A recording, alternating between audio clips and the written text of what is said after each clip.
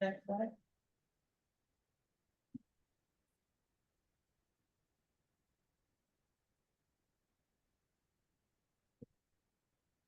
Next slide, please.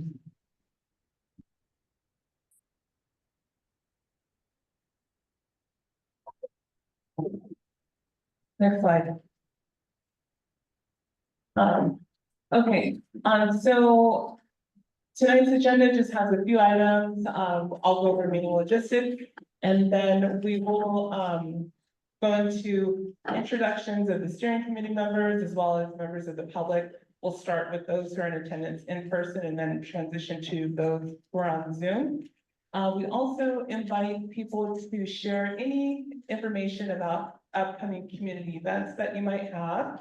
And if you are sharing a community event, please limit it to 30 seconds. Then we'll have roll call and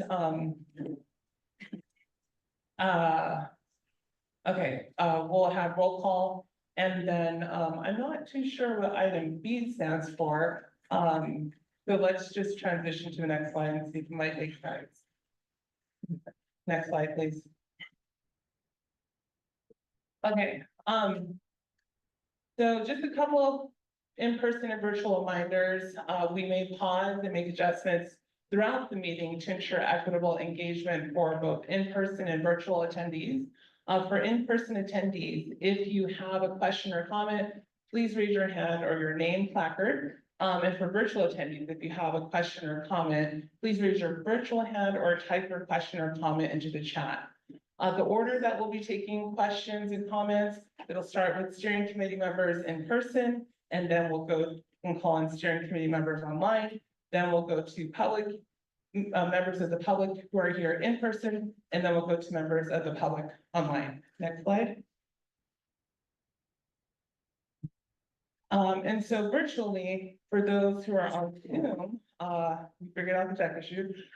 If you have additional tech difficulties, you can message the host or the co-host through the chat feature on Zoom, or you can email 8617clerk@airquality.org for assistance.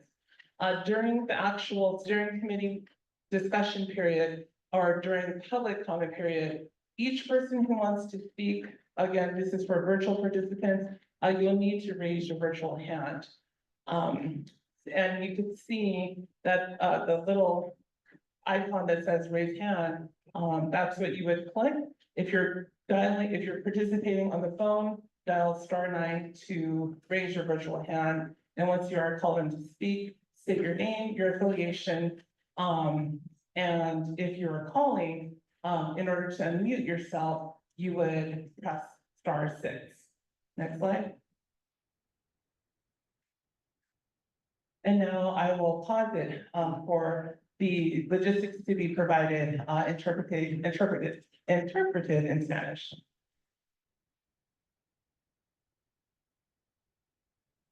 Hola, muy buenas tardes a todos. Si usted está uniéndose aquí en persona con nosotros, y vamos a tener interpretación simultánea disponible para todos los que soliciten.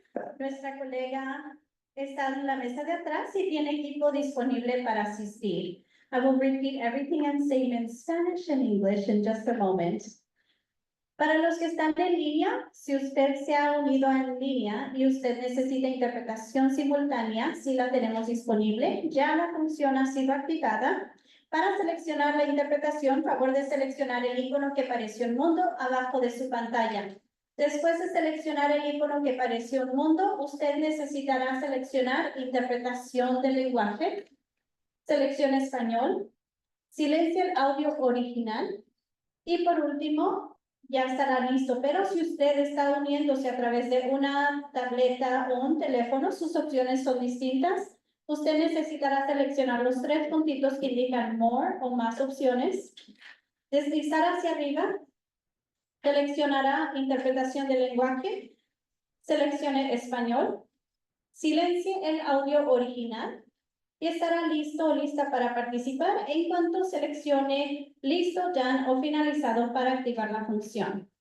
Le invitamos a proveer cualquier comentario o sugerencia en su lenguaje de preferencia, utilizando ya sea la oportunidad de usar el chat o levantar la mano a través de la reunión, usando las diferentes reacciones que están disponibles. For anyone who is online, if you are a monolingual English-only speaker, we do have interpretation occurring tonight. It will be conducted simultaneously.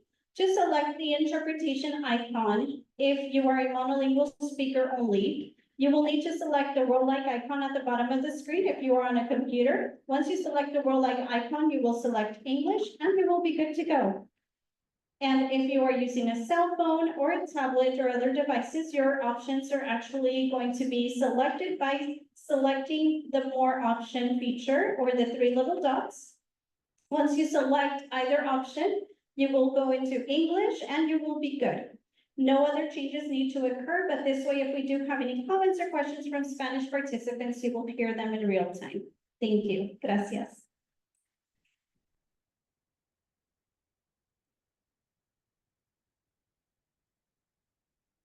Y por último, para asegurar que todos nos estamos conectando, por favor, asegure indicar su nombre. Puede usted seleccionar cómo cambiar su nombre para que de esta manera nos estemos introduciendo. Y también usted puede seleccionar la presentación en su lenguaje de preferencia. Si mira los iconos de arriba, deben de estar en su parte superior a mano izquierda.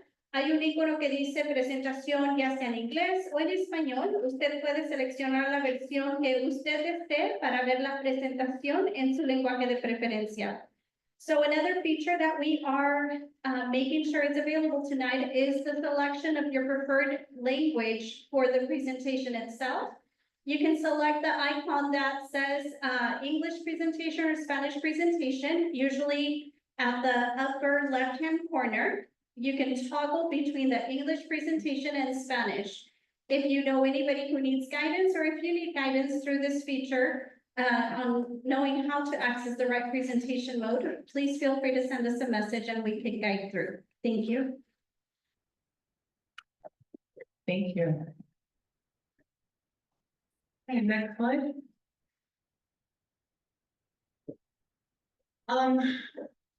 As usual, we'll just quickly go over the charter code of conduct. This applies to the steering committee members as well as all attendees. That you will treat everyone with courtesy and respect. You'll avoid personally attacking or demeaning anyone. You will avoid interrupting others who have the floor. Avoid disrupting or delaying the meeting. And you will strive to be fair and unbiased towards each other, the public, and the district. You will value each other's time and respect each other's opportunity to speak. You'll strive to reach consensus, but agree to disagree if need be. You'll listen courteously and attentively to the public. And lastly, strive to hold each other accountable to the code of conduct. Next slide.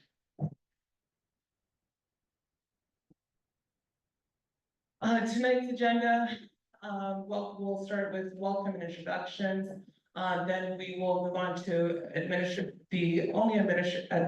item. We have a couple of discussion items, and after that, we will hear updates from subcommittee as well as district staff.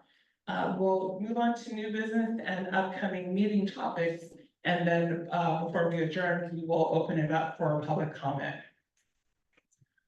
So with that, I'm going to go ahead and turn it over to Stephanie to conduct roll call. Thank you. All right, good evening, everyone. Stephanie Williams, colleague for AB 617, South Sacramento Board Steering Committee. Welcome you all. Thank you for taking time out of your busy schedule to meet. I'm going to start with the roll call of steering committee members. And so once you hear your name, if you can please identify by saying present. And then we will also be looking, if you are online, please come off mute and say present as well as you hear your name called. Starting with Bishop Chris Baker. Here. Patricia Shelby. Rhonda Henderson.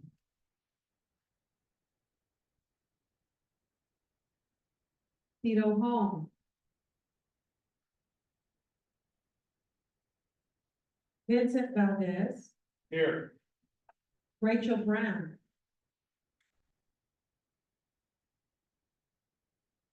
Stephen Street. Present. Randall Moreno. Michael Lampkin. Here. Richard Falcone.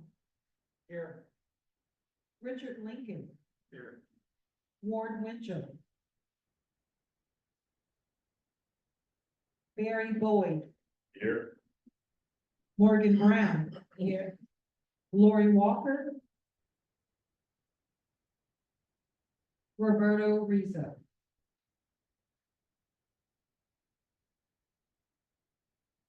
Rhonda Henderson. Yeah. Thank you, Rhonda. All right. So thank you, steering committee. Next I will want to introduce, and then if you could just verify that you are in the room, we're gonna go over the Sac Metro Air District staff. David Yang. Here. Right. Sar, Balak Barsa. Here. Leah Collins. Here. Jaime Lamus. Here. Ray Porter. Here. Mark Lustenheim,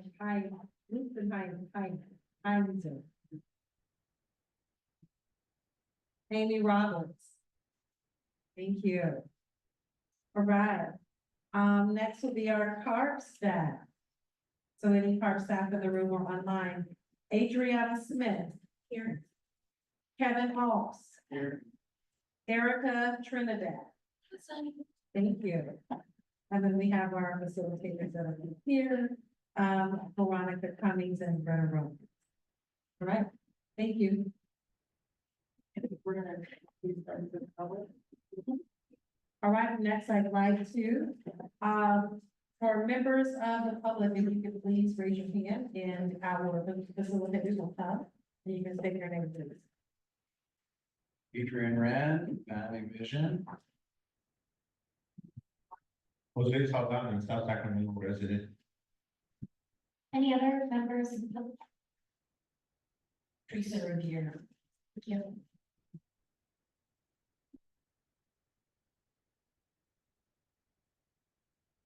Any members of the public online?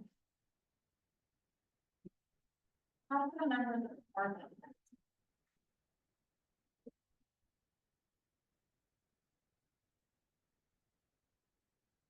All right, any members of the public online?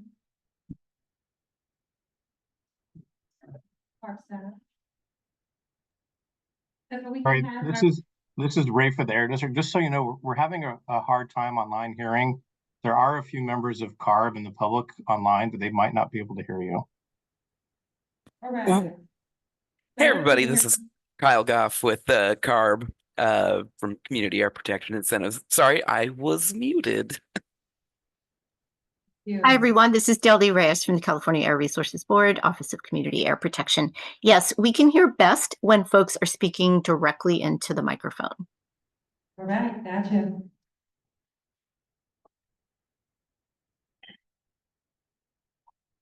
Anyone else online? Hi, this is Tony Smith. I'm also with CARB. I'm in the Monitoring and Laboratory Division.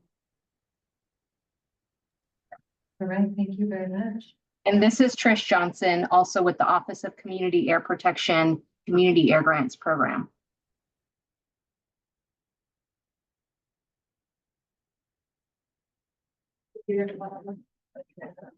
All right, are there any other members of the public that are online? If you'd like to introduce yourself, please.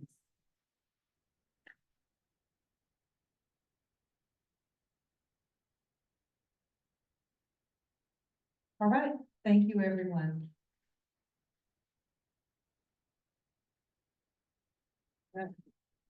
Okay, so I want to make additional a quick announcement. And so for those of you who are aware or may not be aware, Janice is out on leave. So Janice Lamb, who is our,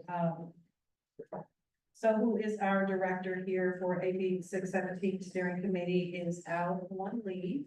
And she is expected to return in mid-November. And so in her place, we will be working with David Yang, so please give him your support.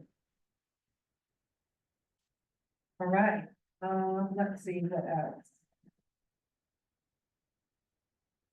I think that's it. I think, Veronica, I will pass it back over to you for do we ever get all of our community comments? We haven't yet, so thank you, Stephanie. Before we do that, it looks like Sarah wants to speak. I wanted to make note that we have Roberto Rizzo online.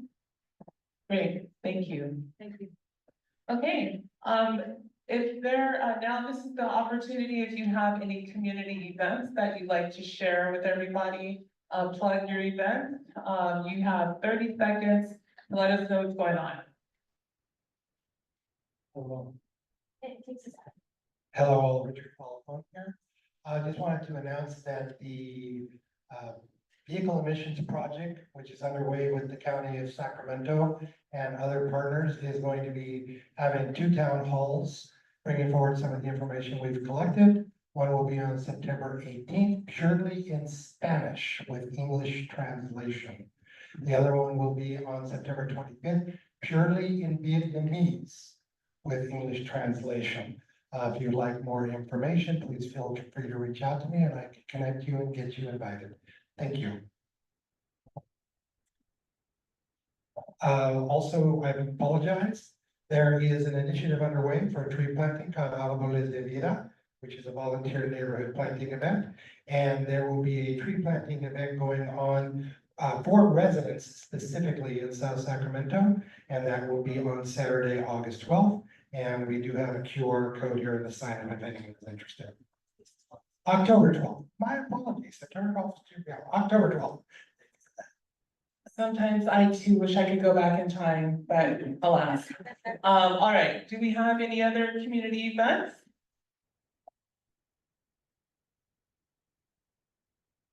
Excuse me, on September 1st, at Excelsior Market, we will be hosting another family day event. It's a 10-acre farm. Where we have free horseback riding for the kids, a petting zoo, live music, food activities, agricultural activities for the kids. And on September 21st at Rainbow Park, we will be hosting a community resource vendor fair. We are expected to possibly have SPCA out there, so that way if you want to adopt dogs on site, again, petting zoo, free agricultural activities for the kids. You can check it out on Color the Block's Facebook page as we try to stay safer for the environment. Fantastic. All right. We have one in the back. Thank you. Hi, everybody. This is Jaime Lemos. We missed you all last week at the Oakland Ride and Drive with zero emission vehicles. We got to ride and drive a lot of really cool equipment. But on October 9th at the California Mobility Center, there will be another opportunity.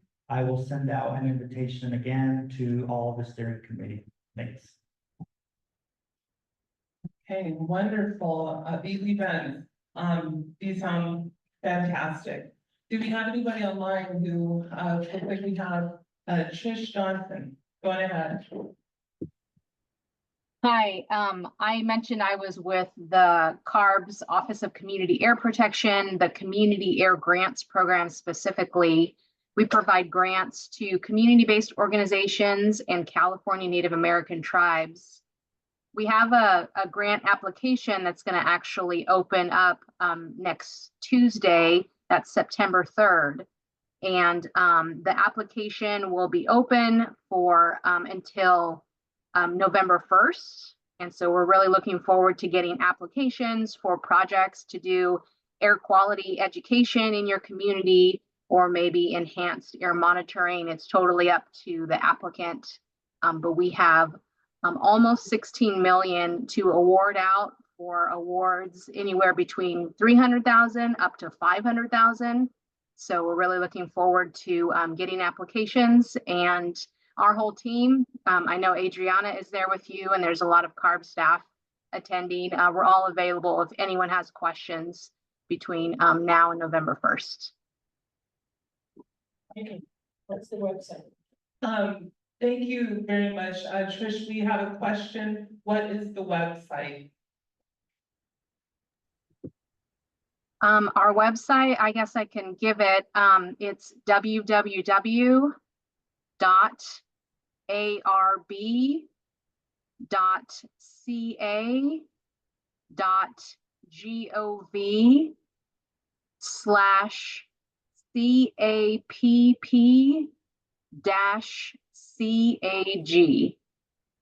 And perhaps I should also put that in the chat.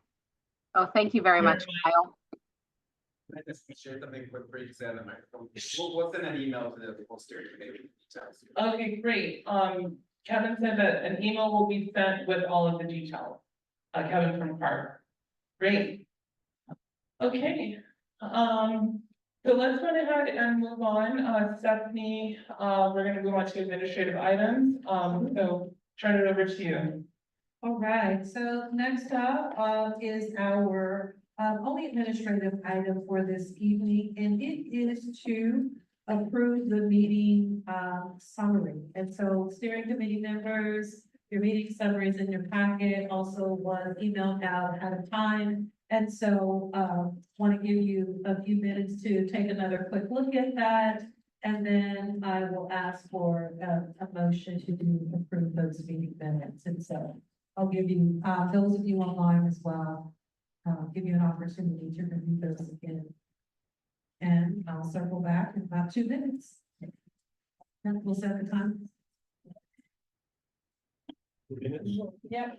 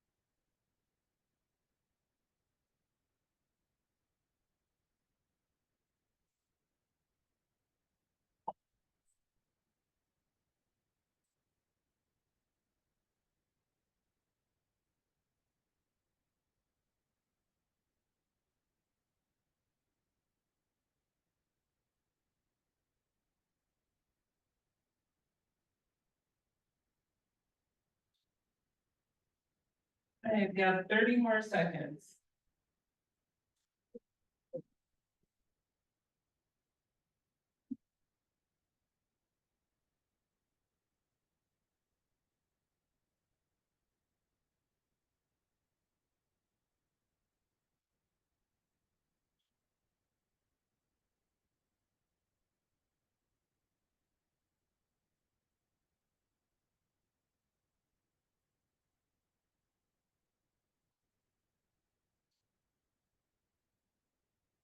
All right, thank you, Brian, for keeping time.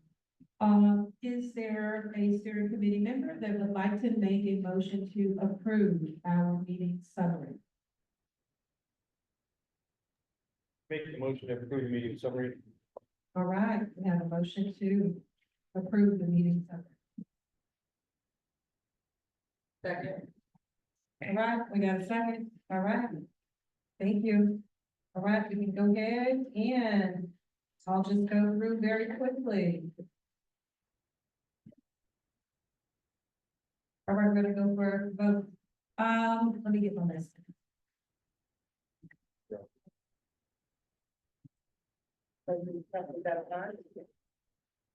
All right, so we're going for a vote. Bishop Chris Baker, Yes. Patricia Shelby, Rhonda Henderson, Yes. Tito Home, Vincent Valdez, Yes. Rachel Brown,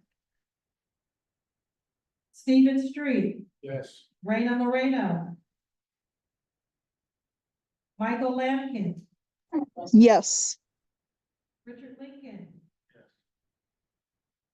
Barry Boyd, Yes. Morgan Brown, Yeah. Lori Walker, Roberto Rizzo, Yes. and I will be abstaining, I wasn't at last. All right, motion to, approve has been accepted. Thank you. All right, thank you. Okay, moving on, next slide. Now we'll move on to the discussion items, starting with budgets, followed by education engagement and recruitment in new areas of the boundary. So I'm gonna go ahead and turn it over to David. Thank you, Rebecca. Hello, everybody. Before I get into the budget discussion, I'd like to make an announcement that at the July 25th FAR board hearing, the South Sacramento Foreign Community was officially designated as CERT and CAM community. What that means is that we now have less than 23 months to develop, adopt, and submit a CERT to the state. So that's, we are under that clock, so we don't have, we have 20 months, but we don't have that much time. So one of the key part of moving into a service to get the funding to do this work. So that's what we'll be talking today. It's about budget, and something that the steering committee have been interested in. We had invited CAR to provide information, the budget information statewide. They will also be covering, the information on their community hub, and also going into contact the funding that Sacramento gets in with respect to the other areas. So Adrian. Robert, okay, and just a reminder, when speaking, to speak directly into the mic and also speak a little slowly for our lovely interpreters to be able to translate. Do you have a? Yeah.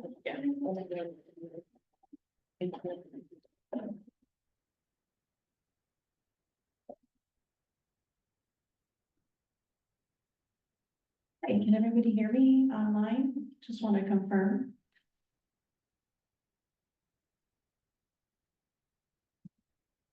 Can Yeah, I everybody can hear hear me? you. Thank you, Ray. Appreciate that. I'll go ahead and get started. Good evening, everyone. My name is Adriana Smith, and I'm with the California Air Resources Board. I am the community liaison for the South Sacramento Florida Community. I will be providing a statewide overview of the thing that supports AB 617, and then I'll go ahead and pass it on to Erica Trinidad, who will be covering the Community Hub 2.0. She is one of the creators of this application, so I invited her to be here today. Thank you so much, Erica. The Community Hub it's a great resource and tool that CARP has developed for information sharing to communities on the progress of CAP incentives and implementation funds. Next slide. So on slide 2, I'd like to go ahead and start off with going over the 3 funding categories that support the community emission reduction program, or the community air protection program, excuse me. The first funding category is the community grants. And we call them CAG for short, sorry. The Community Air Grant provide technical assistance funding to community-based organizations and to California Native American tribes, as Trish mentioned earlier. These technical assistance funds are built to build capacity to deepen participation in the AB 617 community air protection process. The second is the community air protection incentives. Excuse me, I'll slow it down a little bit for the interpreters, sorry. The second is the Community Air Protection Incentives, or CAP incentives for short, which are funds that use the CAP incentive guidelines to fund projects to improve air quality in communities. CAP incentives can also be applied to strategies that are also specified in the approved CERB. The third is the Air District Implementation Funds, which are typically used by Air District for staffing, equipment, and program-wide implementation needs. For example, these funds can be used towards supporting the steering committee through stipends, facilitation, and translation services, in addition to activities related to the CERB plan development, which include education, outreach, and engagement. So I'd like to reiterate that the key difference between the CAP incentives funding and the Air District Implementation Funds is that the CAP incentives focuses on using these funds for projects, where the district implementation funds are used for the operation of the program overall. Next slide.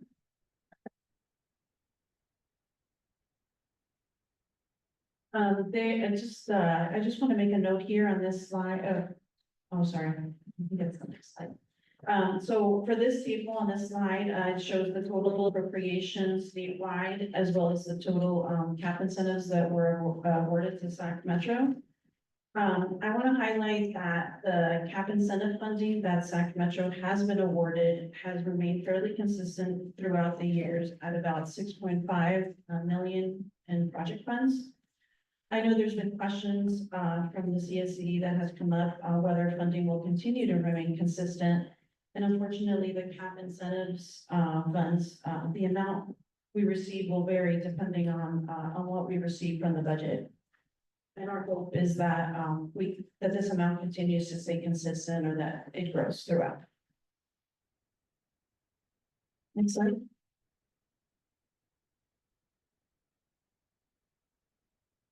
So there is an update. I just want to make a note on this slide, is that there's an updated slide handout that's at the table here in the room. So I just want to make a note of that before I get started. So now that we've discussed how much funding has been awarded to Sac Metro, let's dive into slide 4 that talks more about how much CAP incentive dollars have been spent by each air district as of November of 2023.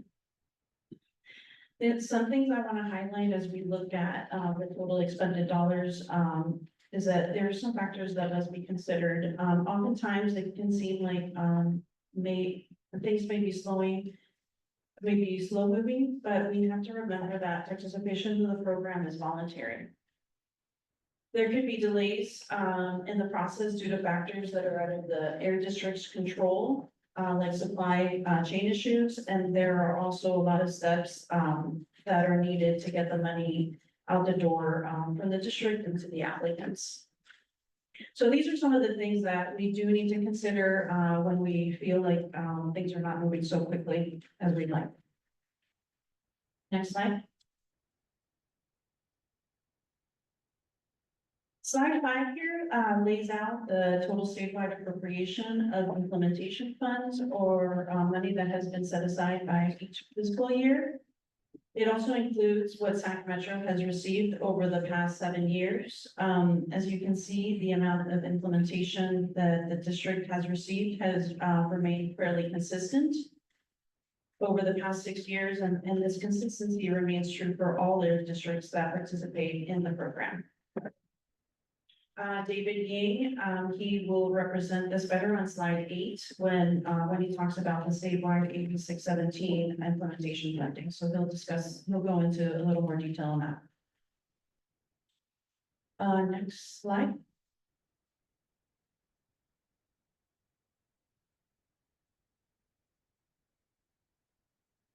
This graph here represents the implementation funds that were awarded for each air district in fiscal year 23-24. This graph also shows the number of selected communities that each air district, correlates to the amount of implementation funding that they receive. Since this is only showing fiscal year 23-24, SAC is shown as receiving a higher amount because it includes a one-time SERV funding amount for plan development, for the SERV plan development and implementation. And with that, I want to thank you, and I will go ahead and pass it on to Erica, who will demo the Community Hub 2.0. Thank you.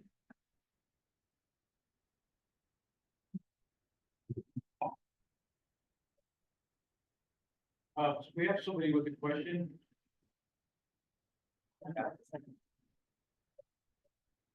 So I see here that So we're not gonna take questions at this time. We're gonna have the CARB staff as well as David get through their updates presentations, and then we'll take questions after that. So hang on to that question. Thank you.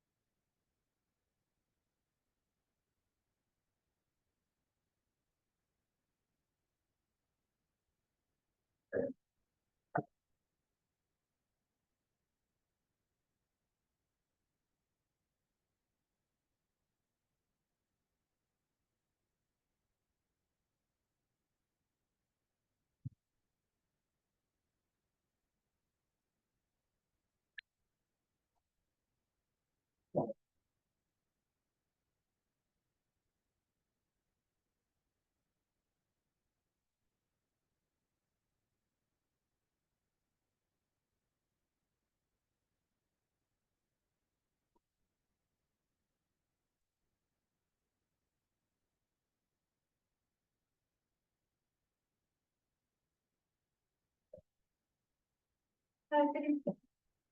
Hello, good evening, everyone. My name is Erica Trinidad. I use she, her pronouns, and I'm one of the staff members from CARB.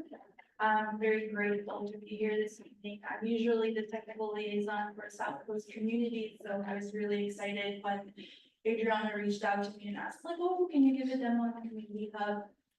But since she did a great job presenting on our different budget and funding, information, a lot of this might be repeated, but what you'll see on the screen in front of you is Community Hub 2.0. It's our hope that this can provide the community and our program partners a resource that kind of collects all of the information, the data, different analysis around the AB 617 and the Community Air Protection Program all in one place. I know that it can be challenging to track down all sorts of different information, and they're all in different places. So hopefully Community Hub 2.0 can be one of your one-stop shop for information about the Community Air Protection Program. Here we have the homepage, and you'll see that we have these videos that kind of highlight our program. The specific one it's on right now are CSC member testimonies on the program, and also our air quality fundamentals. And if you scroll down a little bit, we have the different parts of the Community Hub, which include community maps, our strategies and actions library, and our funding page. We've also added a link here recently to our annual progress reports from our air quality management district partners. And you can reach the main CARB website through this link. First part of the Community Hub lets us see the communities that are involved in the AB 617 Community Air Protection Program. So this includes selected communities, the map that you see on the left. There's a quick map tutorial if folks really wanted to get into it and explore the map. Walks you through it. And then on the right-hand side, we have our consistently nominated communities, and these are communities that have been identified in the AB 617 nomination process, and gives us a visual and geographic expression of where else can our community work expand, where else can we do community air protection. On the bottom, as you scroll down, you'll have the tables for each map, and if you click on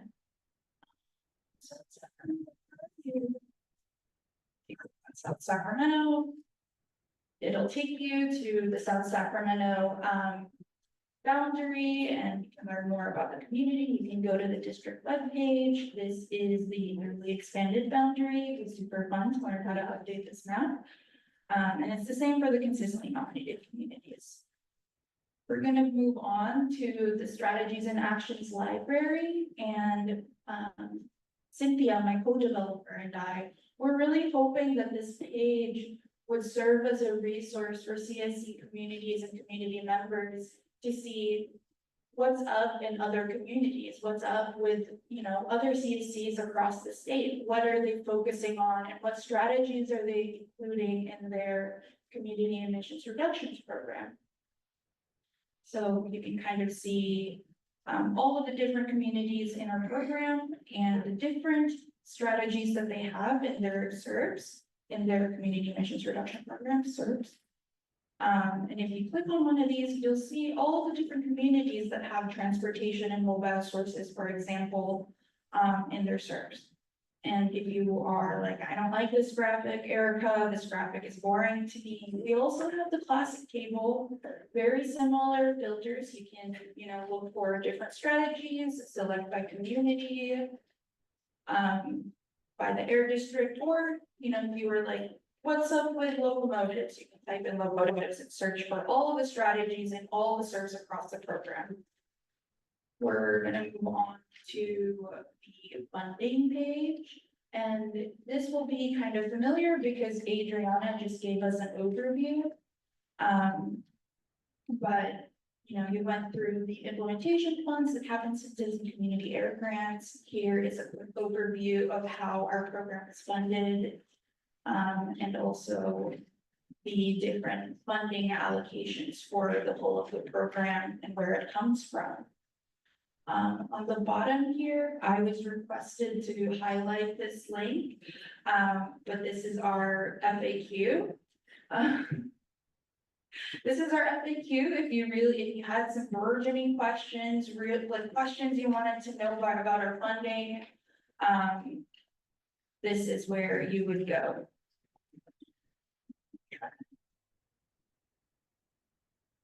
Go back here. First, we're gonna look at the implementation funds page, and it'll show you, the implementation funds, by air district, including CARB, and through the years. So you can kind of see, Sacramento Air Quality Management District. I think this is the green one. So these are the green ones for Sacramento community. And if you wanted to really do a deep dive on implementation funds and the implementation funding that happens in the program, you can link, which will take you to all of the reports, all of the implementation reports that were submitted to CARB by all of the air districts. It's all available, and I think they're kind of interesting. If we scroll down, we can find Sacramento's reports.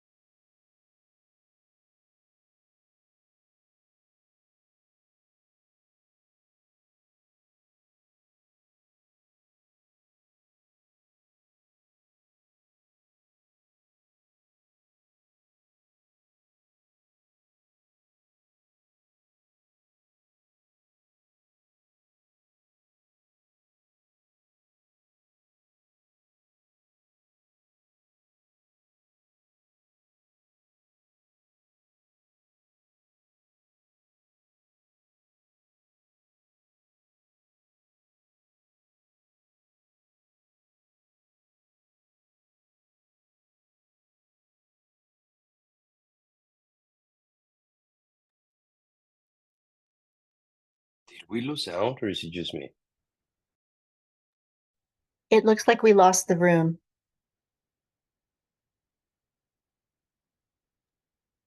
I'll text someone there and see if we can get access. Erica broke the internet.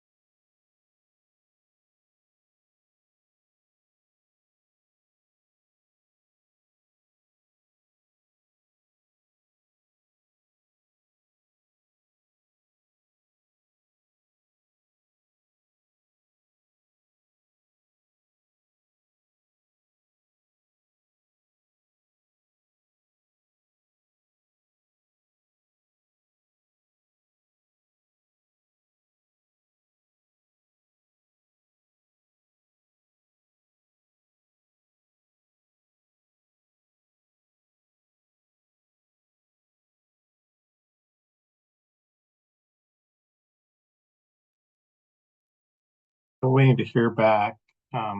Sorry, everyone. Just bear with us for a minute. I'll try to get to the bottom of it.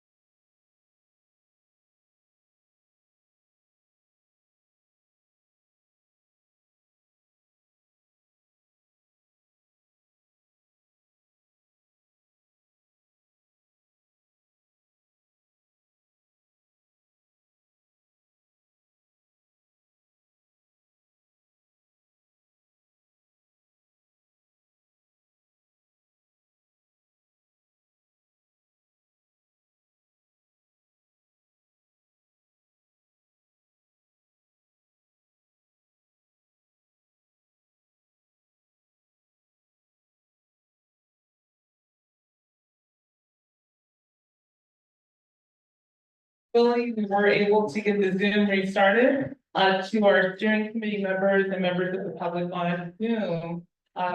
We didn't mean to kick you out, so thank you for coming back. So in the interest of time, we are going to, offer, Erica, broke the internet, no, I'm kidding.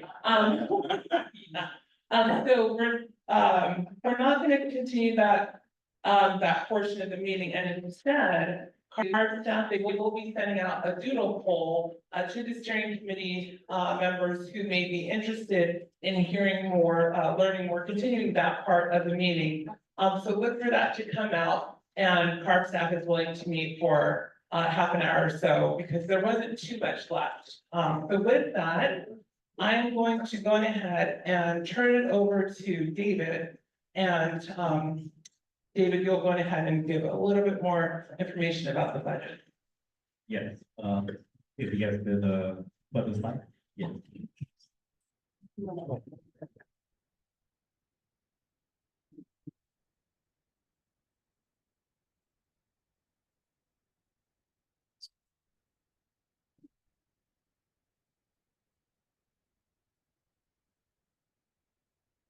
Sorry, David, just one moment.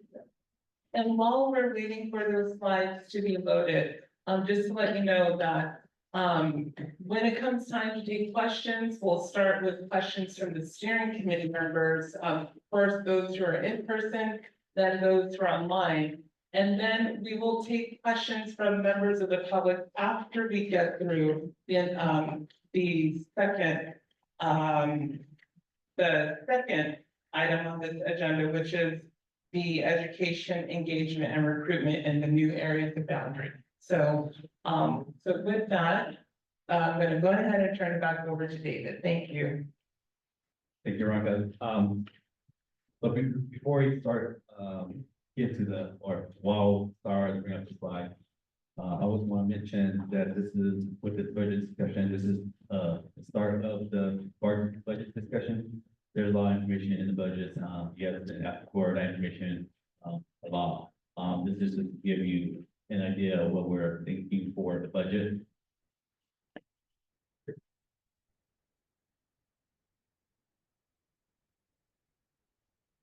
So with that said, the district, I will try to answer any questions that you guys might have on the budget. If not, I can take the questions and bring it back to my team. Because Janice was the person who worked directly on the expenditure plan with the other directors. So I'll collect those questions, bring back to the team, and then provide your response at a later time. And that response will tell.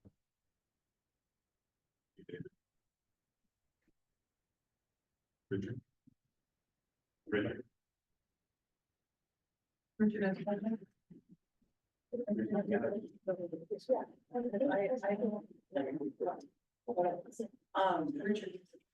Well, so we appreciate the question, but we're gonna stick to the format, and we'll take questions after David.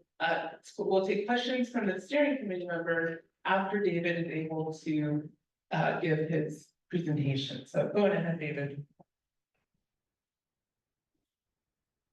Sorry, the slide is done. Next slide, please.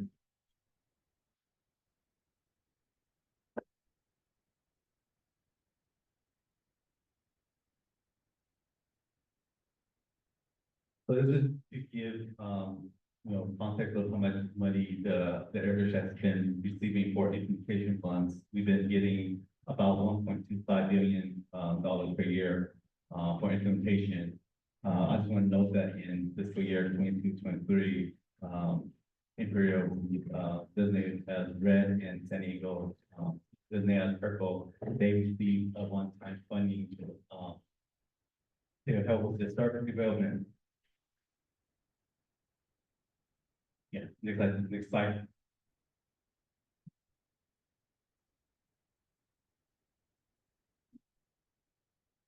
Yeah.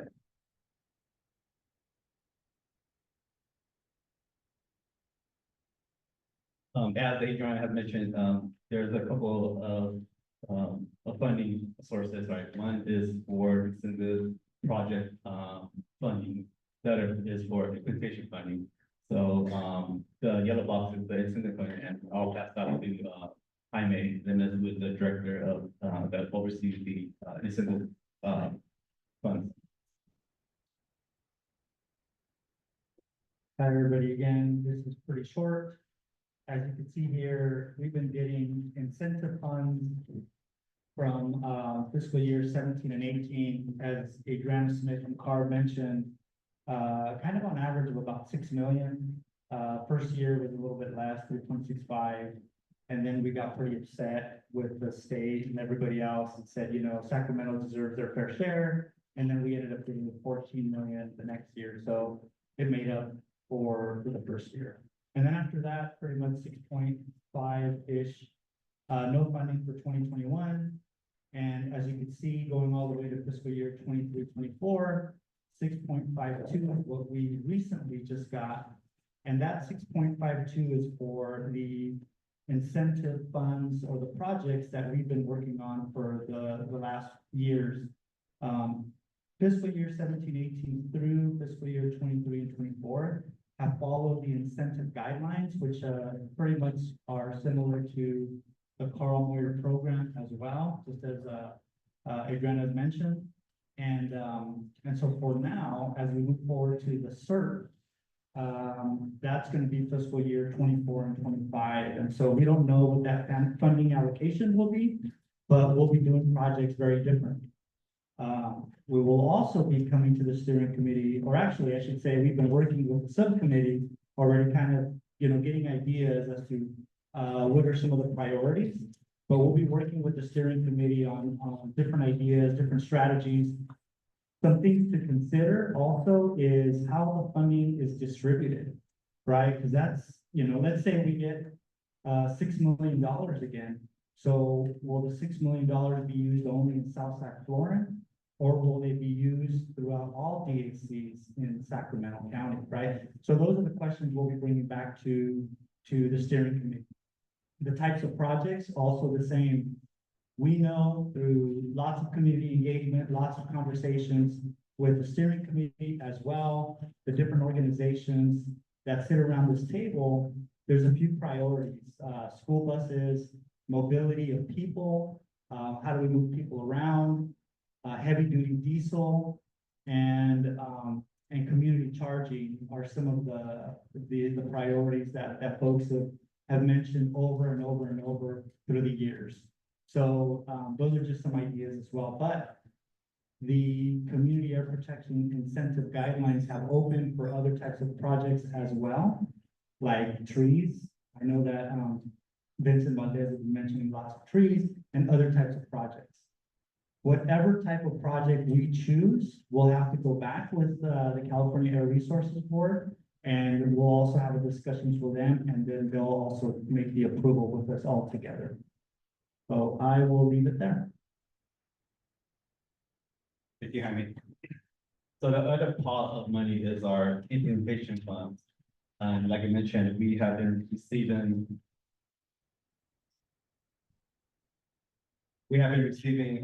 consistently about 1.25 million per year. In fiscal year 23-24, we did receive a one-time funding for CERT development, which includes a $5 million for a 2-year process. This implementation funds also covers, our air monitoring, other works that's related with AB 617, which includes mission reporting, available retrofit control technology requirements, the meeting distances, the stipends, things like that. And we just received our one-time funding May of this year. Next slide. This slide shows an overview of how we are planning to use the funds to cover the work, right? So it's, to cover the work, the CERT plan development, the steering committee meetings, outreach and translation, in addition to the air monitoring and, mission reporting and other requirements for AB 617. And we have, this is just an overview. We also have an handout that we have provided to to y'all, with the kind of line items that break out of each of the, specific areas of activities. And the, some of the assumptions that the staff cost assumptions that's related to it. So as you can see, there isn't enough funds to cover all the work, required by AB 617. There's a shortfall and we are looking into that shortfall with other district funds. Next slide, please.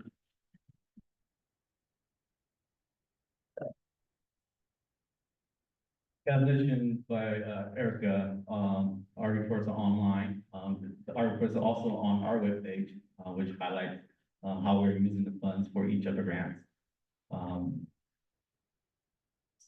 So you can click on that link and get to those documents. They're all in one place. Next slide, please. So as I mentioned, we can answer some questions. For the questions that we're not able to answer, we will collect those. I'll bring back to my team and work with other directors to provide a response and post that response on. Okay, thank you, David. This is an opportunity for members of the steering committee to ask questions. We'll start with members who are in person, and then we'll move to the steering committee members who are participating online. All right, and I see that Richard has raised your placard. We'll run the mic to you. Oh, you have a mic. Thank you. Little switch, okay, thank you so much. Thanks for the presentation. A lot of information to digest, but I have some very, very basic questions, forgive me. Number one is I take a look at the CERB allocations and the approximate amounts based on particular categories. The error monitoring for 1 year at the 1.16 million. Is that for the continuing work that is going on as part of phase 3, or is that an anticipation of the camp designation that we are also retaining and moving into different areas? That's the first question. I'll look for an answer there before I go to my second question.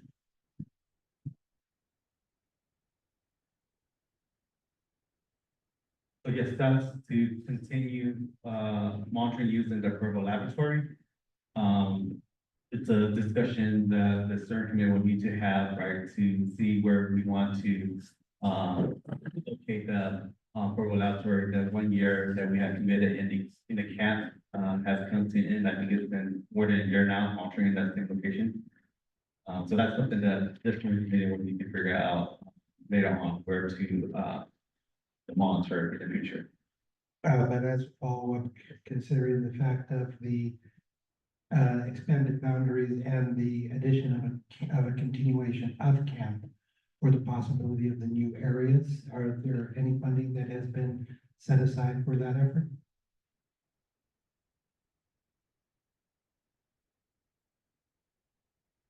Okay, well, if anybody could take that back, that would be great. Well, we have to continue funding of, I believe, 1.25 million that's used for monitoring. That, I mean, it's used for the other ABC country work, which includes monitoring. Okay. There's also, the emission reporting, the vehicle rich control technology requirements that we have to implement too. And the last question, I'll turn it over for anybody else, is from what I'm able to ascertain here, just based on my limited knowledge, appears that we are, and anything from an activity standpoint is purely planning, not implementation of any projects or programs that would be approved. Yeah, so this is, this one will be used for the CERT development, so it's to develop the CERT and the elements in the CERT. So once we develop a CERT, we'll need to figure out how to implement the CERT. That's not the 2-year period. Okay, thank you. Okay.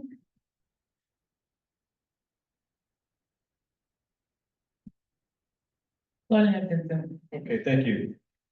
So the cap incentives was 6.5 for the 2023-2024 year.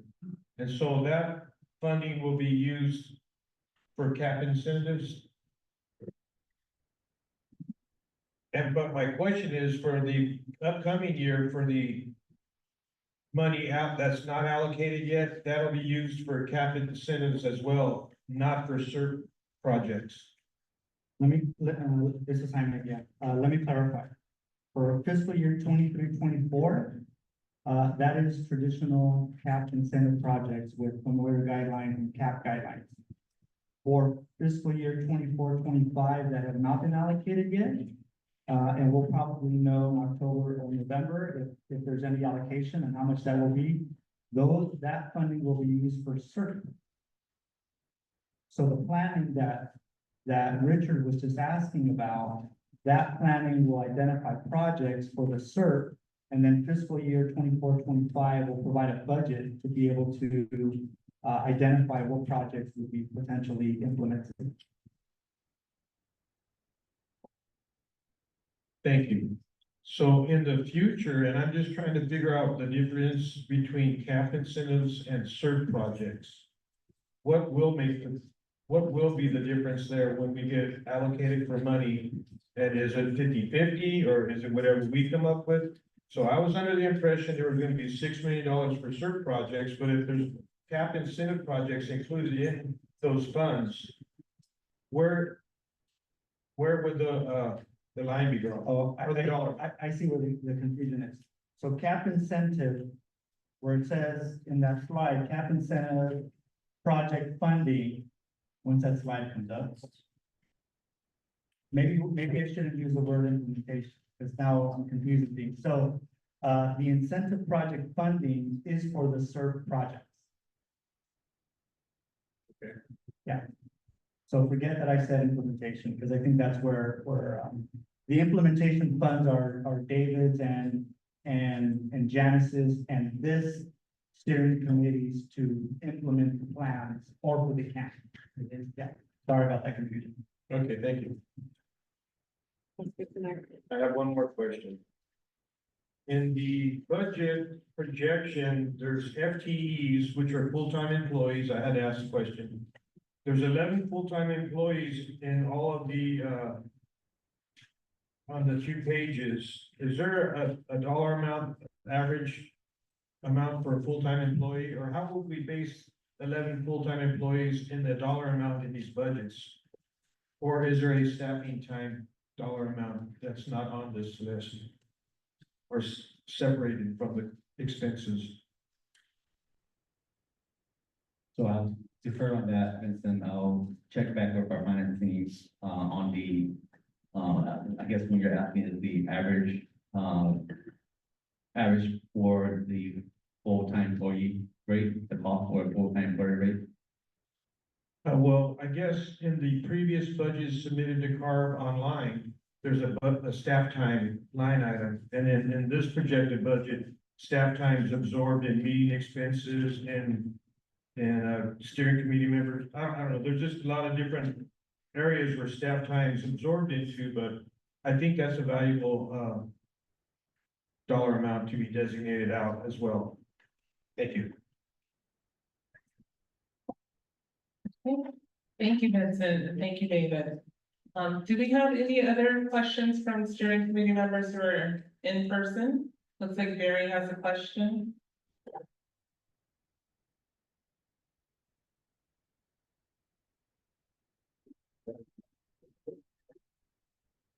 Thank you, Vincent. Just for clarification, the easiest way to remember, implementation is monies that come to fund this meeting, monitoring the data processing, implementation to implement. The incentive is the cost to fix what we're looking to fix. I'm using the word fix, i.e. electric buses, stationary sources. So try to remember it that way. It's a little bit easier. Yes, it is 2 different buckets, and yes, most of us were spinning, trying to figure out what the heck it was Jaime talking about over a year plus ago.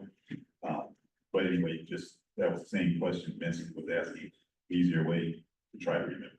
But my question is just to make sure that this hasn't changed. I know was October, that the newest iteration of 8617, but just making sure that, I believe Kevin had covered this a couple of months ago, that at least 72%, correct me on that percentage, 73% of all funding received for the incentive side is to be spent in the South Sag, Florin boundary DAC communities. Again, just repeating, to be spent inside of the South Sag, Florin boundary, served boundaries. So, Go ahead. yeah, so I can go ahead and respond to that. So, there is a 70-80% requirement that's within the county, not within the community. Say that in rate 78. There's a, yeah, so 70% of the funds need to be spent in a disadvantaged community. And then, yeah, I would say 80 because then an additional 10% would be in a low income area, but it's not to be, those targets are not specific to the community. They're specific to the whole entire air district. Okay. You were tipping your head in a different direction, but, He was looking at me to respond, so it's a. so fantastic. So the monies can be spent outside of our new boundary. So everybody is clear. Let's just say all the monies could theoretically be spent in Del Paso Heights.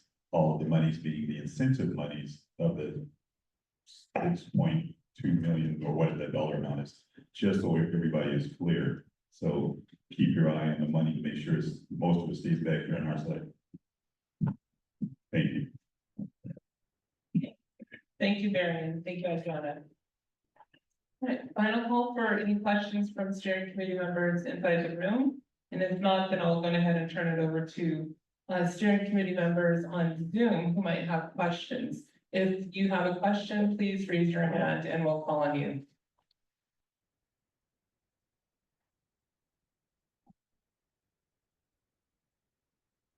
Okay, seeing none, hearing none, gonna go ahead and turn it over to Vincent. Vincent will be leading a discussion on education, engagement, and recruitment in the new areas of the boundary. We're gonna allow questions from members of the general public after we get through this next item. Go ahead, Vincent. Okay, thanks. All right, so the search subcommittee met. And we talked at length about how we're going to do education, engagement, and recruitment in the new areas. We talked about a lot of different things. We talked about having some events. Someone mentioned the farmer's market at Meadowview Road, Meadowview/Mac Road, struggling, and we could do some tabling there. We're hoping to do some tabling in the Florida Square area as well. But the biggest thing we wanted to talk about is we wanted to replicate what we did here, because so we learned how to do the education and engagement here with the steering committee. And so having Air District, so the Air District said Clean Air Day is coming up October 2nd? September 29th, something like that. Okay, so that was one of the proposed first opportunities for us to do engagement, education, and recruitment in the new areas. And so we're looking for a place to go to do that as well. And so those are the kind of opportunities, but what we learned here was going and meeting the community. They had no idea what we're talking about or what we're doing. A lot of people, until we engage them. And so the engagement, the education is going to be important. We talked about having some really cool events to do, you know, utilizing some of the funds so we can do outreach in the community. And so using the outreach budget was one of the opportunities we talked about. I talked about a health fair that I came to here one day last year. And so the air quality, health risks associated to air quality is another one of those important discussions we've had in the community, and where we got most of our feedback was people who said they had asthma. And or their family members had asthma. And so looking to do something like that was one of our discussions, and so we may rethink how we did some of our outreach. And I'm really proud of the outreach we've been doing the last year and a half or so, and getting out into the community and engaging them. And so having a health fair, having some live music, having some, somebody said have a battle of the foods or something like that. And so, you know, there was the taco egg roll. Who can make the best tacos or egg rolls contest, okay? Things like that to get people to show up. And then talk about, you know, we could be there, invite other organizations, first responders, health fair, first responders. There's a lot of different people. And I was at the National Night Out over here on Franklin Boulevard on 26th Avenue. There was 150 people waiting at 104-degree temperature for it to start. They were there at 5 o'clock, and they were waiting because there was free backpacks for the kids, there was resources for their children.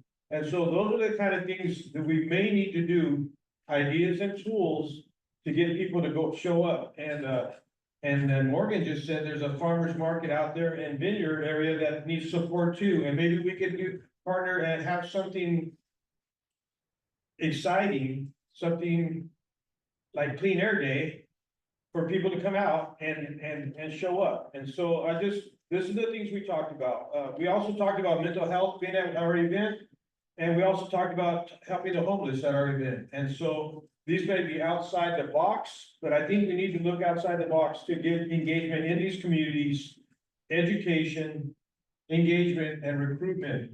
And the education is gonna include the phase 3 monitoring, the PM10 monitoring, and so we're still waiting for monitoring results so we could use them. And so looking at those goals and going out into the community was what we discussed. And so our meeting is again, I believe September 2nd or September 3rd, our CERT subcommittee meeting. I believe it's September 3rd. And I hope everybody can attend, because we're talking about a lot of different things. We're discussing all these different opportunities that are coming up for us. And just so you know, Air District, CARB, and everybody else, so the CERT subcommittee is ready to do projects within the 2-year period. Because we've been meeting for a long time, and we've been talking about these things for a long time. And so some of that budget may be used for, and I hope we can get projects going well before the 2025 calendar year starts. And so there's your update from the CERT subcommittee, and thank you for everybody who supported it. It shows up. Right. Any questions? All right, Vincent, thank you very much for that update, as well as for all the outreach and engagement that you're doing in the community, all of you. At this time, we're gonna go ahead and open this up to public comments on agenda items 3A and 3B. So we're gonna start with, I don't see your name tag. My eyes aren't working. Is it Teresa? Okay, we'll start with Teresa. Then I saw Kevin's hand, but I also saw Jose's hand, and then I saw Adrian's hand. So Teresa, Kevin, Jose, Adrian. Thank you.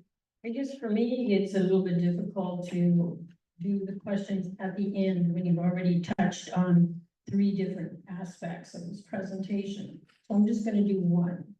And my question today is, how do I look at your all's websites to find out who was funded and the amount that was funded for the projects if you do come?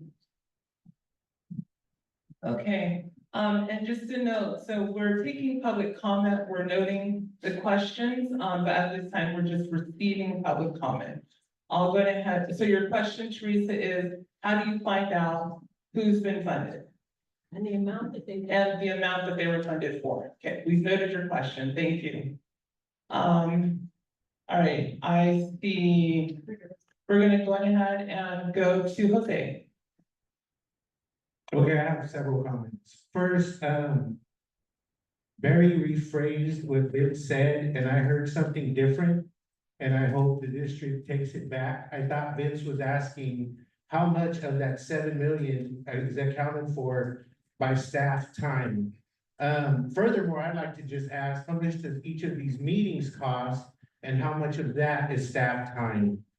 My other comment is regarding the code of conduct. I think it's pretty well established in the First Amendment that I can be caustic, I can be highly critical. If my figure of speech includes words like poverty pimp and colonizer, I think it's already well established First Amendment precedent. I don't plan to do that here. They talked about a lot of money. I'd like to remind everyone that, you know, we're 5 million into the camp, 4 years. And I believe me and this woman are the only ones here who aren't being paid or with the vested interest in our nonprofit growing. So you gotta do better moving forward. I was glad to hear that there was gonna be something in Bowling Green. But I will remind everybody that I went to the event in, actually at Rainbow Park. I went to the event in Bowling Green and I didn't see people there. It checked the box. It sounds good when you go to a board meeting, said we did outreach in this marginalized community. But I was there, I did not see the community there, so you really gotta do better, and regardless of how much money is going into this, it should count for something. There should be more people than, you know, me and this woman in a community-led process. Thank you. Thank you, Jose. All right, we're gonna go ahead and move on. Adrian, we're gonna go ahead and pass the mic to you. And a reminder of when asking questions or making comments to please speak slowly and into the mic. Thank you. So Adrian Wren, I work for Valley Vision. We're a nonprofit working on some similar air quality projects, and we're a community air grantee through CARB. I know this is a comment. I had a question, which was about the $250,000 that I see for outreach in that $6-point-something million budget. My question, and I understand it's not going to be answered right now, is does the steering committee get to control those funds? Because as I understand it, there was a $25,000 outreach budget that you guys have programmed over the course of the last year or two. And so curious if that $250,000 is also similarly for you guys to make decisions about. Because if it's for you guys to make decisions about, you can advance a lot of good outreach ideas in the expanded boundaries, right? You could do paid social media, you can do mailers, you can pay for backpacks, you can have really well-programmed events that folks want to come to. They're in language, right? So the nature of that $250,000 I think is important. And then thirdly, you know, on the topic of funding, you know, I think it was Trish Johnson with CARB who mentioned the community air grant. This next solicitation that opens up next week and is due November 1st, I think that's a great opportunity to think about how to fund, you know, I'm seeing the shortfall here. I think an extra $500,000 could serve you guys well, especially if you guys have full control over it, you know, or you're working with a CBO to do that. So just some suggestions. Thank you. Thank you for the suggestions, Adrian. We have one more comment from Jose.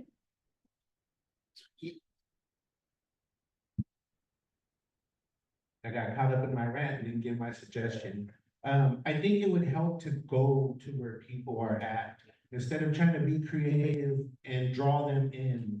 So up the street at 52nd across from Bowling Green, there's a taco stand. They got mariachis on the weekend. If you just had a booth there and you had something enticing like electric vehicle rebates, you would get people to talk to you. I mean, you gotta have someone with a little bit of game just to draw people in, because if you're really dry, you know, you might not be able to connect. But I think it's important to go to where people are at. And there's communities on social media. you can go on there and just share your information from what you're doing here on their platforms, and I think you get a lot more done than trying to come up with something that's gonna bring them to you, because you might end up with the same people all the time. Great, thank you for that suggestion. And we have one more comment or suggestion from Teresa. So just like you said, go to the people, working with the city, because the city has events almost in every district. I am in your new district, in your new boundary. They have truck and music events, having a table up there. Having those outreach efforts where you're touching the people is what I think, for me, I'd like to see. In addition, you have all these churches in the neighborhoods. All these churches in the neighborhoods have events for fundraising. Why not have a table out there for them too, for resources, just as legal and voters have. So anyway, that's my suggestion, is to really get out and touch the individuals. Okay, thank you. Thank you for that suggestion. All right, before we move into the Zoom participants to make public comment, I'm gonna go ahead and turn it over to Adriana to clarify, make a clarification. Sorry. I wanted to go ahead and add a comment to what Barry was mentioned to your question that you mentioned earlier. And so I wanted to comment that funds can be used for projects outside the boundary, but we need to go ahead and make sure that that we understand that incentives is an important tool for the CERB process. And so so some of the money it should be spent within the community boundary. Does that make sense? Should be or will be? So. Should be or will be? If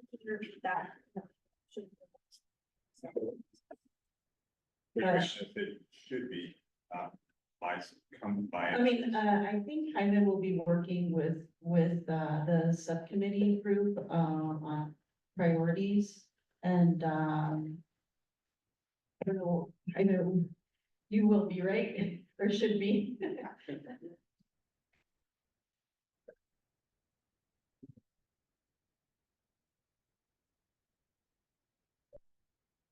I will be, but let me just give a little bit of context here.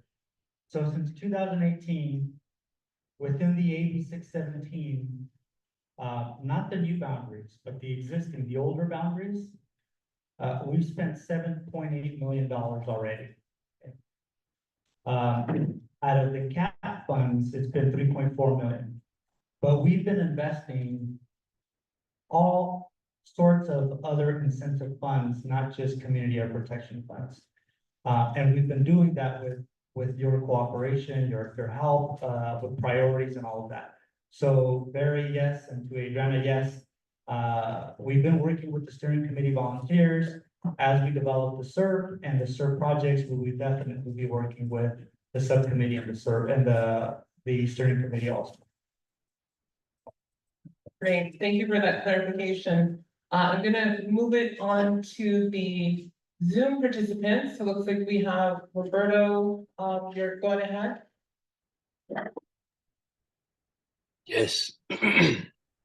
Thank you. In relation to the outreach that we've been talking about, I had an opportunity to join the outreach committee meeting this week, and the committee members, we had a long discussion about what we've done in the past, and the events that have been successful and the ideas that we have had. And I mean, I just want to mention that communities today in 2024 are very different than when this group was formed, right, in 2019.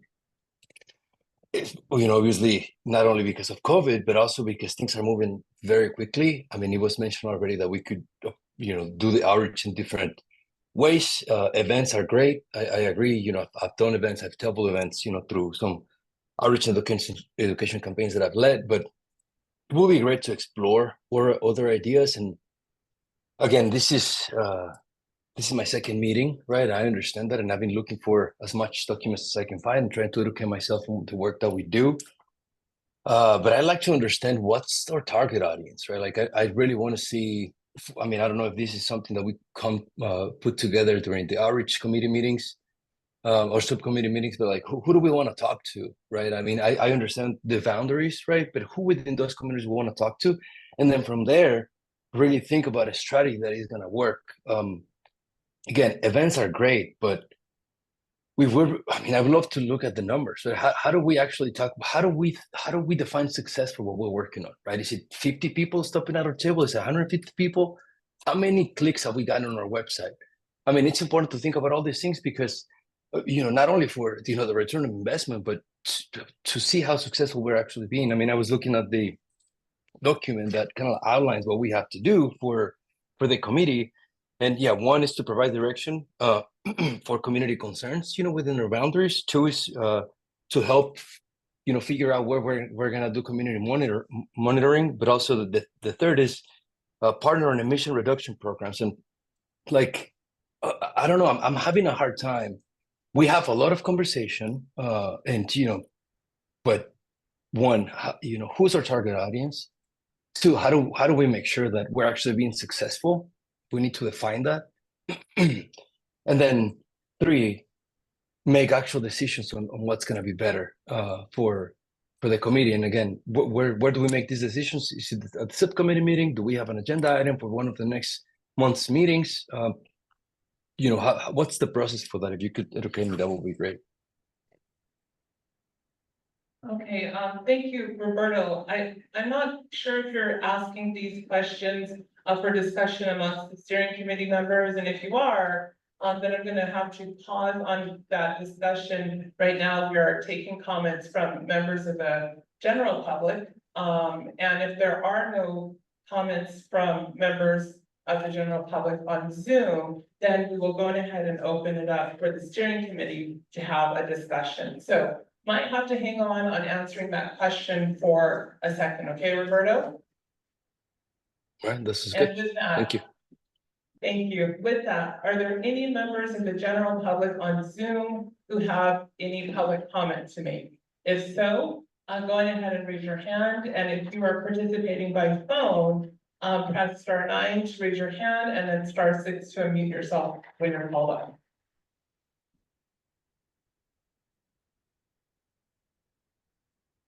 Okay, seeing none, hearing none, then I'll go ahead and open it up to the steering committee for discussion. And I see Morgan, has your hand raised.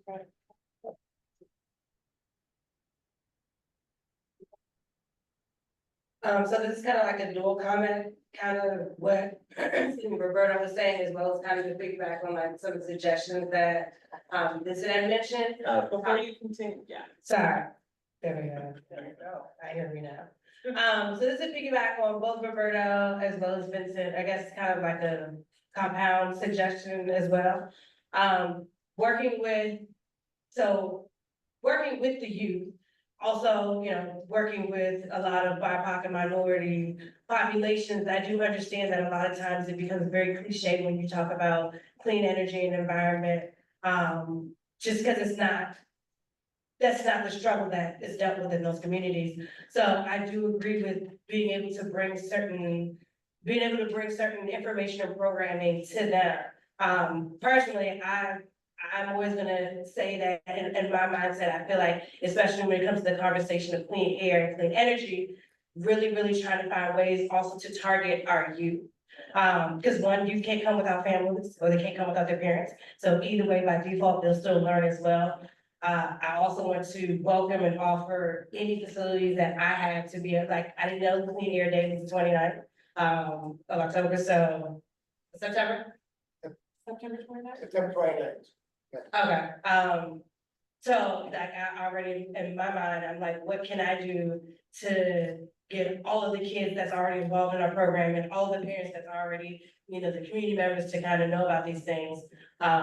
So I agree, meeting people where they're at, the theory of nothing for them without them, or nothing for us without us. Thank you, that's very powerful. Brenda? Oh, so. Okay, so we're gonna go ahead and go with Rhonda and then to Vincent.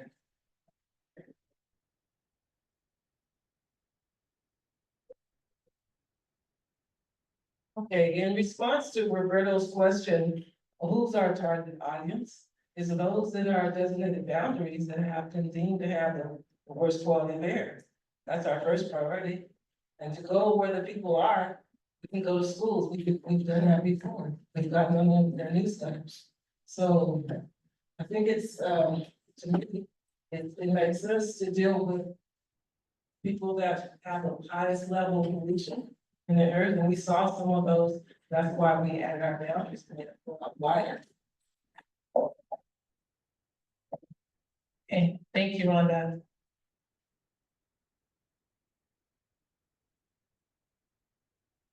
And before Vincent begins, I do want to do a time check. We got started a few minutes late because of the tech issues, but still hoping to respect everybody's time. I want to see if we can wrap this up, let's say 8:15-ish, so we have almost 20 minutes to get through the rest of the agenda.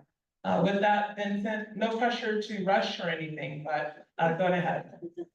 Okay, and I'm just gonna echo the same things that everybody else said in response to Roberto's question or comment. And so the residents and businesses within our boundaries are who we're targeting, as well as the children and the families. And so, like I said, when we go out table and we did the surveys at the Lunar New Year Festival, January 25th in Elk Grove, we got over 100 replies on our survey. And so how to gauge a good event is when we talked to the people and they shared the concerns with air quality. People who showed up to our table, they wanted to see the data on the live screen that we have from the Phase 3 monitor, because they were informed already about the issues in our community, but they wanted to see it in real time. And so just learning that there are people who are interested in what we're doing, but like I said, they may not want to show up to a event that's just a AB 617 event. But if we go to somewhere else, like everybody else said, I do believe that's a more effective way to do outreach, and that we rethought that last year as well. Thank you. Okay, great. So it definitely sounds like there's agreement about going to where community is. So thank you all for this discussion. Rhonda, is that a new raised or, okay, so to make sure. And I'm being, I want to go ahead and turn it over to Bishop Chris Baker and then Roberto. Yeah, I'm gonna be quick and piggyback on what Rhonda was saying, that they went out and targeted the area and some things that she's doing with her subcommittee, which I think is great. I may not be at the meetings, but I follow it. And I hear a lot that we could do this, we could do that. And I want to reiterate something strongly, since of being a founding member. I think from day one, we've been doing a great job, and it's a process. All the ideas we have are great, but we got to understand all the ideas is not going to be the same. And as far as going into the communities and talking to folks, you know, I sit on a medical board and I constantly talk to folks, and the first thing I get is, yeah, I heard about it. Okay. So you may get 100 folks that sign up for something, but are they being real proactive in getting involved, or they just signed up because it was at that event? And who is following up with them to say, hey, you signed up at our event, is there anything we can help you with? And so on and so on. We need to set a priority, like a target area. Okay, target that one area, because nothing's going to happen overnight. And I just think we did a great job for the last 5 years, and I think we're going to continue to do a great job. And I want to just thank staff for doing what they do, and the hard work behind the scenes. Okay, great, thank you. Sounds like it's important that follow through is built into the process. So thank you for that suggestion, recommendation. Roberto, go ahead. Thank you. I feel like, I said my piece, and just, to respond to Rhonda and the folks, I understand that, we have the boundaries and the residents and businesses are a priority. I understand that, but I'm sure that there's higher priority folks, right? Like there's a group of people that we need to focus on more, because we can think about their entire space, but it's hard to be efficient when you come when you focus in the entire areas. I think, again, maybe working through the subcommittee, we come up with a couple of ideas. I love the idea about schools, right? So like I understand, and I've done outreach through schools. I mean, it's one of the most efficient ways to do it, because you talk to kids educate their parents, right, or their their caregivers. So definitely, and yeah, I mean, again, these are ideas, and I want to be helpful as well. So this is not just me saying, oh, we should do this or we should do that. It's actually, I want to be proactive. I want to be helpful. And really, I like to understand, how do we measure success, right? Like, what is the information that we talk to people about? I think that's important to, I mean, I would love to understand that better. I mean, I'm looking through the documents. Do we talk to them about the work that we do, or do we talk to them about what could they do to better the air quality in South Sacramento? I feel like we just have some work to do in improving our message a little bit and really finding those focus areas. But I agree, Mr. Bishop or Mr. Chris or Bishop Chris. I do think that you've done a great work. Like I think for the past 5 years, you've done an incredible work. But again, like the community keeps on changing. There's more tools to utilize, and we just have to try to adopt new ways and new ideas to be able to continue to improve on what's been built. Okay, great. Thank you, Roberto.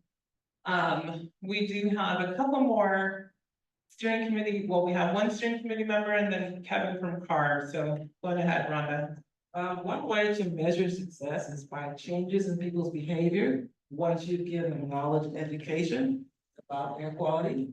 And we saw that when we had the fires like 2 years ago, and you would see kids playing outside in school, running and playing games. Once we put that on their teachers' parents' website in the newsletter, we can see the kids outside. So there's lots of ways to measure success, but that's one way, because they're given knowledge. And we want to see changes in behavior. It may not be a physical, tangible way, but if you can see it, it changes it. I've met people that said, I didn't know that was the case. I want to pay attention to that, like wood burning fireplaces. I've met people and I shared, it's okay, I'm gonna change my house to electric, or not do the wood burning, or not burn it unless it's on a burn it. So those are the kind of ways we can measure success. Wonderful. Change in behavior. That is a wonderful way to measure success. That's hard. Go ahead, Kevin. I'll be super quick, because I know that we're running behind, but I wanted to respond to both your questions, Roberto. Am I talking loud enough? I can't hear you. Oh, sorry. There we go. So I just wanted to make sure to respond to Roberto, but I'll try to be really quick. So first of all, in terms of the focus population, many of the SERPs, if you look at them, and Erica shared that tools, you can see the strategies and actions, do target missions around schools and children and elder folks' homes, because those are sensitive receptors, other populations that uniquely are harmed by air pollution. So that's one group that I think you can definitely look into. And really, when you get into building the SERP, you're going to look strategy by strategy and ask the question, who is the audience for this? And so through this process, we'll greatly clarify that. And I'll add that one of the upcoming presentations before the end of the year will be on the emissions inventory. And that will give a lot of data in terms of the mobile and stationary sources of pollution. And we'll be mapping that to be able to keep know how far the flow of the market data. And we'll also look geographically at some places the steering committee might want to prioritize for outreach. The second question about measuring results. It is required as a part of the SERP development process for each strategy and action to have a measure for how, or a metric for how you measure progress over time. And that is a part of the process. So that's also something you'll be engaging in throughout that process. Again, it's strategy by strategy. How do you want to accomplish that? Just like what Rhonda said, you can be measuring behavioral change, you can be measuring number of outputs, like how many lawn and garden equipment changed out, so we'll get into that later on, but that's integrally involved in this process. Okay, great, thank you. I do see your hand, I'm gonna give to you when it's time for public comment. So with that, we're gonna go ahead, final call for any steering committee members to make comment in session. Barry, you've got the last word. Amen, good night. I like it. My phone is going in.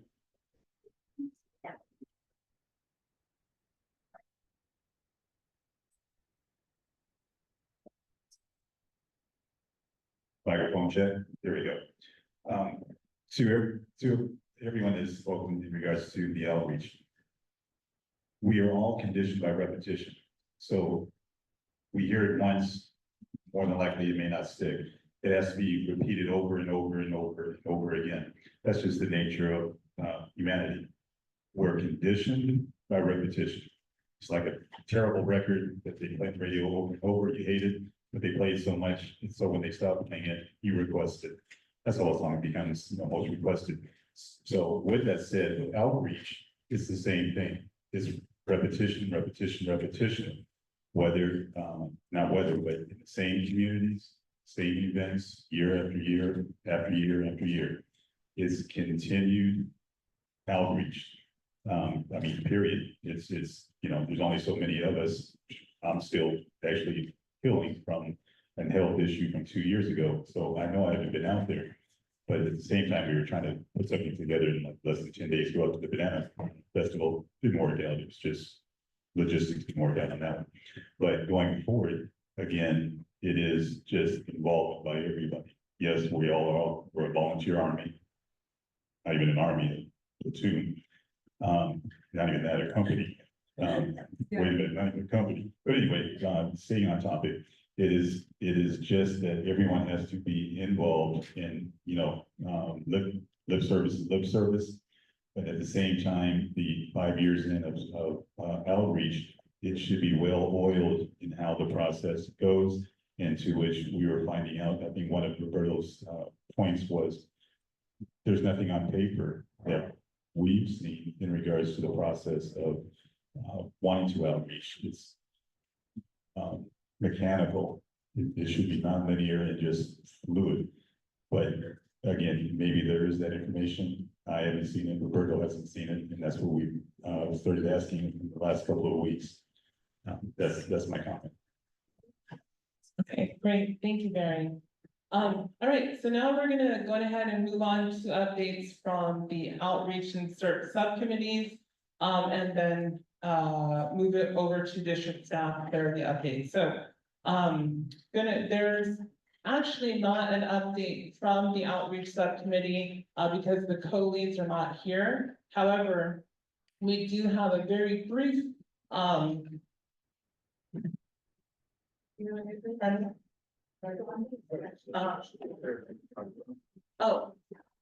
okay. Real-time changes. So Rhonda was at the last meeting, was not at the last meeting. And so there's not an update to give from the last meeting because nobody in the room was at this last meeting. So, with that, okay. You're at the meeting. Okay, I'm going off information that I'm being told, so thank you for providing accurate information. But I'm gonna go ahead and run this mic to Rhonda. I called in advance to most of the committee members and Janice and let her know I had a family emergency. And so I asked that Tito or someone else would be the co-lead in my absence with Tito. So I wasn't there, but I believe a meeting was held. So Barry, if you were there, you want to report out on it? Sure. Okay. In fact, Tito was there and guided the meeting and hanging on with his health ailment as well. I was coming from urgent care. I was walking wounded that day.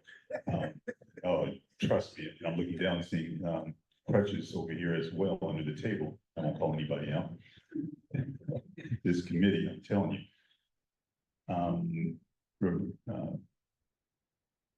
There was somebody else that was there with us. Wasn't you? It was, we had, I believe, one more. Lori. Lori Wong. There we go. Thank you. And Sarah was there as from Carter. But anyway, all that to say, pretty much almost verbatim what you heard from Roberto and myself was the discussion in that outreach meeting.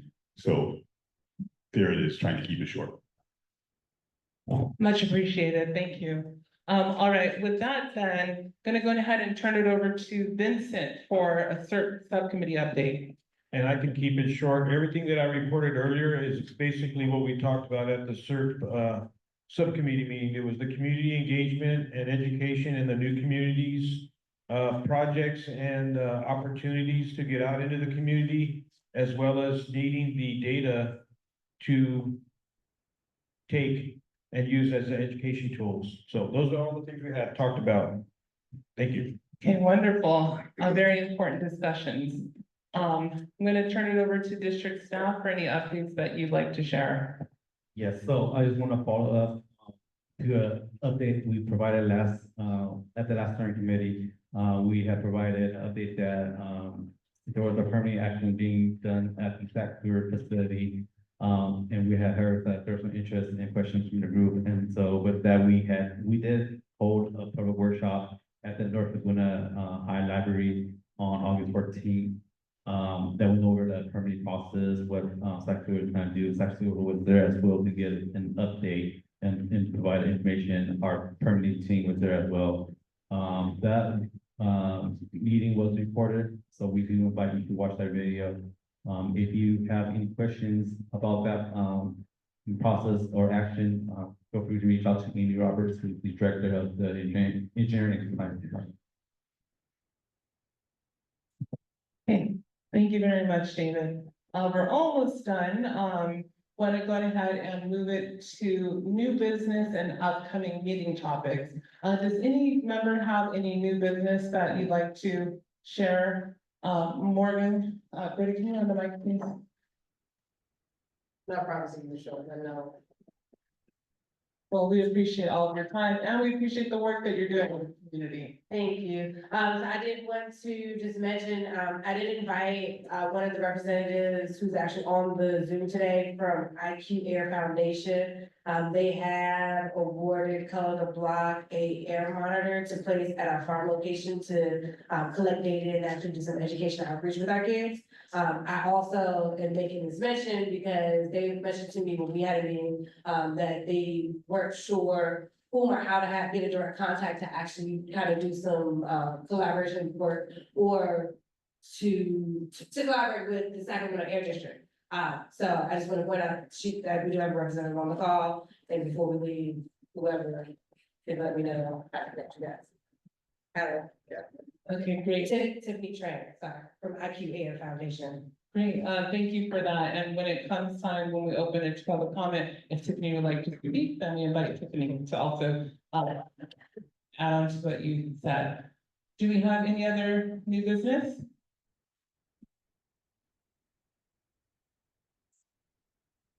All right, seeing none, hearing none.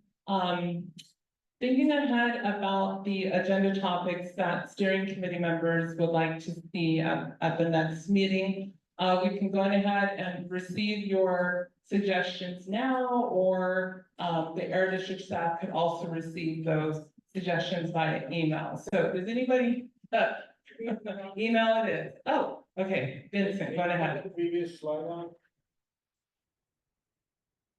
The timeline? Didn't we have two topics already suggested for the next coming meetings? Could you use the mic, please? Oh, I didn't, okay. So thank you, Vincent, for the reminder. It looks like for September 23rd meeting, there would be a CERP community panel. And then in the October meeting, there would be that inventory that was brought up earlier, community emissions inventory, as well as sources of emissions. So those are the I don't know if they're finalized or perspective, but those certainly gives you a preview of what's to come. If you have any thoughts, please feel free to email district staff. And with that, I'm gonna pass it over to David to announce the next meeting location. This is an update on the next meeting location. It will be here at La Familia Center. We are also looking at another location,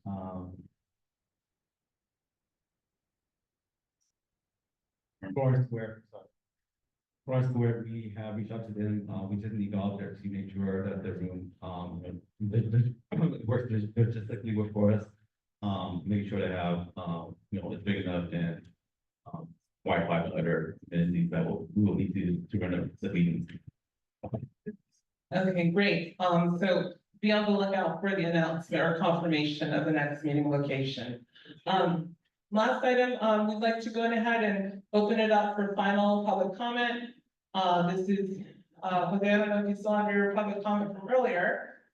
This is your opportunity, and this also extends to members of the public who are participating on Zoom. You're invited to raise your hand to make public comment after Jose speaks.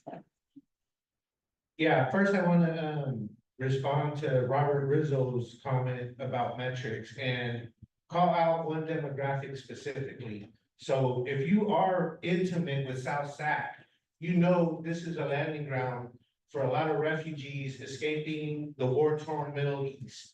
It's full of Middle Eastern people, and there's no Middle Eastern people in this meeting.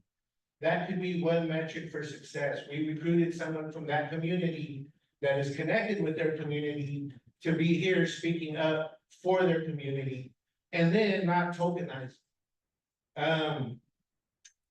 And then the money was mentioned for the camp. I don't see anything about deciding where the next monitoring is gonna be. And I wanted to ask if that money goes away if you don't spend it by the end of the year. So it doesn't go away if you don't use it. Okay, so I wanna know when they're gonna start talking about where they're gonna put the monitor. And $1 million ain't gonna do much, just to be clear, but yeah. And the other thing is, if for those Arab folks that are not here and should be here, if you only do outreach to schools in the boundaries, you're gonna miss them. Cause a lot of them go to McClatchy, some go to Burbank. So it helps to know what schools they go to, people that live in the community, because a lot of them go to nicer neighborhoods to go to school. And then reach them there. Thanks. Okay, thank you very much. All right, final call for public comment.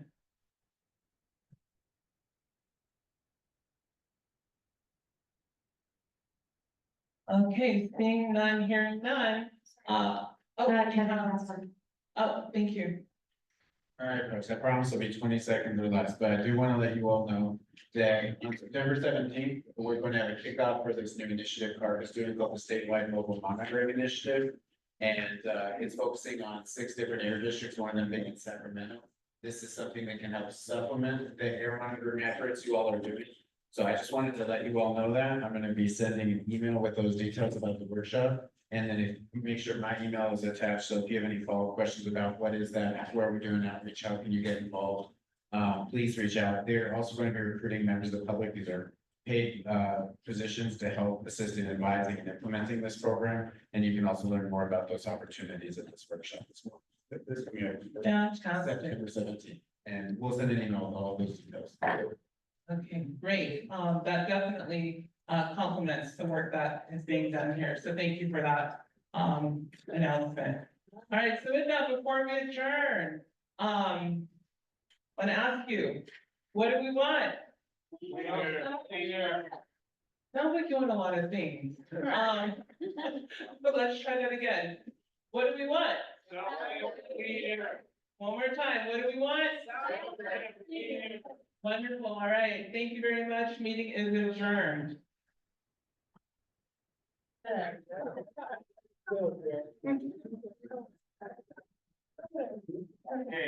I have a email to send out. Really quick, even though we adjourned the meeting, I'm gonna read a comment that we received just to increase your all access to what is being put in the chat. Tiffany Tran, that Morgan Brown introduced, put a comment in the chat. If you need to leave, feel free. I'm just gonna read it. Hello, everyone. Thank you for the introduction. I'm unable to unmute my mic, but I'm here as a representative of IQ Air Foundation. And we do share the passion as everyone here to bring clean air to communities that are disadvantaged and underrepresented. We are looking to apply and work on grant projects that aim to improve air quality through filtration and increase awareness for air quality around the world with air monitoring devices and our air monitoring data platform. Please reach out if you would like to partner or collaborate for current or future grants and projects that focus on clean air. And Tiffany gave her email, which is Tiffany, Tiffany, period, Tran, Tran, @iqairfoundation.org. Thank you for allowing that. Thank you very much, Lorna. Thank you. Tiffany.